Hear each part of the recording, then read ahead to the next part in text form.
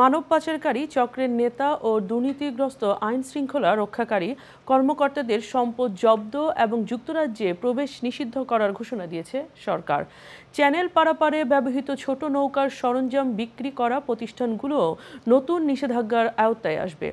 অবৈধ অভিবাসন ঠেকাতে যুক্তরাজ্য নতুন করে এই কঠোর পদক্ষেপ নিচ্ছে। ছোট নৌকা গ্যাংদের অর্থায়নকারী, জাল পাসপোর্ট সরবরাহকারী এবং হাওয়ালা সিস্টেমের মাধ্যমে অর্থ লেনদেনে জড়িত মধ্যস্থতাকারীদের সম্পদ জব্দ ও যুক্তরাজ্যে প্রবেশে নিষেধাজ্ঞা আরোপ করা হবে। বুধবার থেকে কার্যকর হবে প্রথম ধাপের নিষেধাজ্ঞা। যাদের উপর নিষেধাজ্ঞা আসবে তাদের নাম প্রকাশ করা হবে। 20টিরও বেশি ব্যক্তি ও প্রতিষ্ঠানকে এই নিষেধাজ্ঞার আওতায় আনা হতে পারে।